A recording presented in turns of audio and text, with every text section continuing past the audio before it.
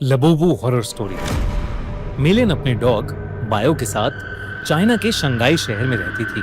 वैसे तो वो चाइना के एक छोटे से गांव से थी, पर अपने फादर की डेथ होने के बाद वो अपनी माँ और बहन के लिए पैसे कमाने शंघाई शिफ्ट हुई थी।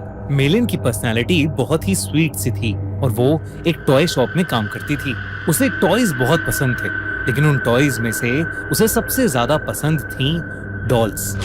क्योंकि वो एक टॉय शॉप में काम करती थी, तो वो डिस्काउंटेड रेट्स पर अपनी मनपसंद डॉल्स ले लेती थी।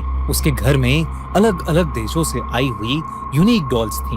एक दिन उसकी शॉप में एक लिमिटेड एडिशन लबूबू डॉल का कलेक्शन आया, जहां सारी डॉल्स आते ही बिक गईं।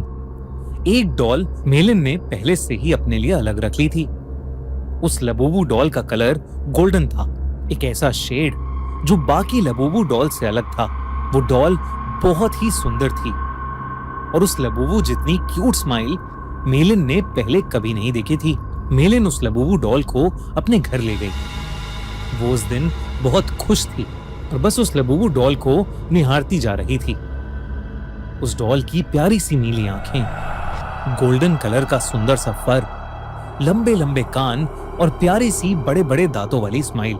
मेलिन ने उस लबूबू को जोर से गले लगाया, उसकी ढेर सारी फोटोज खींची और अपने डॉग बाओ को उसकी डॉल फैमिली के नए मेंबर से इंट्रोड्यूस कराया।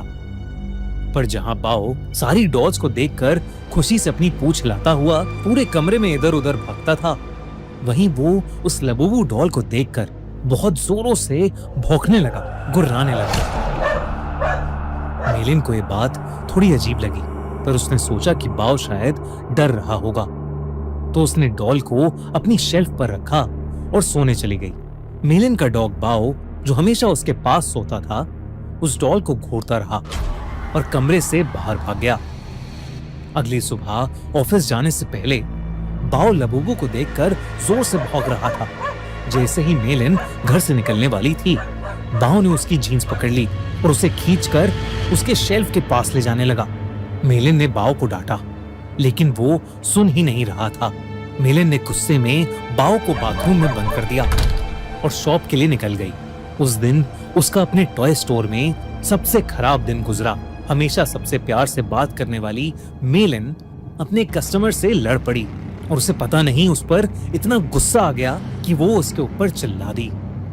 उसके बॉस ने उसी वक्त मेलिन को बहुत डांटा और उसे काम से निकाल दिया। मेलिन को कुछ समझ नहीं आया कि उसे अचानक इतना गुस्सा कैसे आ गया। वो रोते रोते वापस घर गई। उसने अपने बाथरूम का दरवाजा खोला। बाओ जोर से भौंकने लगा, लेकिन रोती हुई मेलिन का चेहरा देखकर वो शांत हो गया और उसकी भी आंखों में आंसू आ गए। मेलिन उस रात जल्दी सो गई थी। सोते हुए उसे किसी की हंसी सुनाई दी, एक अजीब सी हंसी जो उसने कभी नहीं सुनी थी।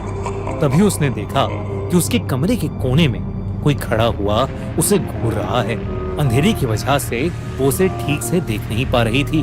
उसने बिस्तर से उठकर देखा तो वहां कोई नहीं था, बस वहां वो लबूबू डॉल पड़ी थी, जिसे मेलिन ने वापस शेल्फ पर रख दिया और फिर से सोने चली गई। उस रात मेलिन को एक सपना आया जिसमें वो अपने कमरे में थी और वहां एक बहुत ही अजीब सा दिखने वाला जानवर जैसा कुछ था, जिसके बड़े बड़े नुकीले दांत थे, भयानक लंबे और दांतों से भी ज्यादा नुकीले नाखून थे और उसका पूरा शरीर लाल रंग का था। वो जगह जगह से सड़ रहा था। धीरे धीरे वो मेलिन के पास आ गया और उसका गला घोटने के लिए आगे बढ़ा। मेलिन डर के मारे जोर से चिल्लाई, पर वो जानवर उससे ज्यादा जोर से एक भयानक हंसी हंसने लगा और उसने अपने नुकीले पंजों से मेलिन पर अटैक कर दिया। डर के मारे मेलिन की आंख खुल गई, लेकिन तब उसने देखा कि वो लबूबू डॉल उसके ऊपर बैठी है। मेलिन की चीख निकल गई। उसकी चीख सुनकर उसका कुत्ता बाओ भागता हुआ कमरे में आ गया। मेलिन को समझ नहीं आया कि वो लबूबू डॉल, जिसे उसने सोते हुए शेल्फ पर रखा था, वो उसके बेड पर कहां से आ गई। उसने ध्यान से उस डॉल को देखा तो वो डॉल अब पहले से ज्यादा हंस रही थी। मेलिन कुछ समझ पाती कि इससे पहले ही मेलिन के डॉग बाओ ने उस डॉल को अपने दांतों से खींचा और उसने उसके चिथड़े चिथड़े कर दिए। मेलिन पसीने से भीगी हुई थी और उसका सर दर्द से फट रहा था, इसलिए उसने बाओ को कुछ नहीं कहा।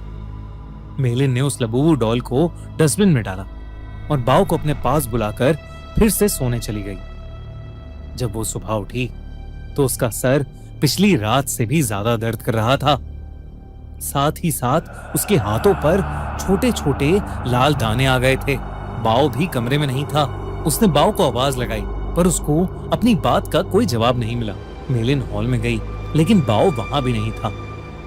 वो पूरा घर ढूंढने लगी लेकिन वो कहीं नहीं मिल रहा था। आखिर में वो अपने बाथरूम में गई। बाओ बाथरूम में भी नहीं था, लेकिन जब उसने अपना चेहरा शीशे में देखा तो उसका पूरा चेहरा उन छोटे छोटे लाल दानों से भर गया था। ऐसा लग रहा था कि जैसे किसी ने उसे काटा हो। तभी बाथरूम मिरर में उसे दिखा कि उसके कंधे के पीछे कुछ भयानक सा था, जो बिल्कुल उस जानवर के जैसा लग रहा था जो उसके सपने में आया था, और वो जोर जोर से हंस रहा था। पर जैसे ही मेलिन मुड़ी, वहां कोई जानवर नहीं बल्कि बाथरूम के शेल्फ के ऊपर लबूबू डॉल रखी थी। मेलिन को ये अपनी आंखों का धोखा लगा। उस लबूबू डॉल को तो उसके कुत्ते बाओ ने तहस नहस कर दिया था, तो अब वो डॉल वहां कैसे आ सकती थी? बल्कि अब उस डॉल के चेहरे की स्माइल एक प्यारी सी स्माइल से बदलकर एक बहुत भयानक हंसी में बदल चुकी थी। मेलिन अब घबरा गई थी और वो बाओ को आवाज देती हुई घर के बाहर चली गई, लेकिन वो आसपास कहीं नहीं मिल रहा था। जब वो वापस घर में घुसी तो उसके होश उड़ गए। वो लबूबू डॉल अब किचन के सिंक के पास पहुंच गई थी। उस डॉल के हाथ और दांत लाल पड़े थे। जब मेलिन ने सिंक के नीचे देखा तो उसके रोंगटे खड़े हो गए। वहां उसके डॉग बाओ की बॉडी पड़ी थी और उसमें से खून बह रहा था। ऐसा लग रहा था कि जैसे उसको किसी ने बुरी तरह नोच खाया है। बाओ मर चुका था और ये देखकर मेलिन की हालत खराब हो रही थी। उसे समझ आ गया था कि लबूबू डॉल कोई आम डॉल नहीं है। उसने इंटरनेट पर लबूबू डॉल से जुड़ी इंफॉर्मेशन सर्च करनी शुरू कर दी। इंटरनेट पर उसने न्यूज पढ़ी तो कई लोगों को उनकी लबूबू डॉल्स हॉन्ट कर रही थी। पूरी दुनिया भर में लबूबू डॉल्स के हॉन्टेड होने के ऐसे कई केसेस सामने आ चुके थे। लबूबू डॉल लोगों को बाइट कर रही थी और उनके साथ बुरी बुरी चीजें घट रही थीं, जैसे उनकी जॉब चले जाना, उनका बीमार हो जाना या उनके किसी करीबी की मौत। ये सब न्यूज पढ़कर मेलिन और ज्यादा डर गई थी।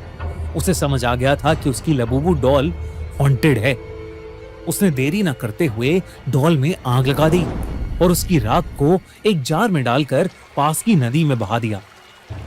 उस रात ये सारा किस्सा उसने अपनी छोटी बहन को फोन पर बताया। मेलिन को लगा कि शायद अब उस लबूबू डॉल से उसे छुटकारा मिल गया है, लेकिन अगली सुबह मेलिन के घर से उसकी डेड बॉडी मिली और उसकी बॉडी के पास वही लबूबू डॉल पड़ी थी, जिसे उसकी टॉय स्टोर में काम करने वाली एक फ्रेंड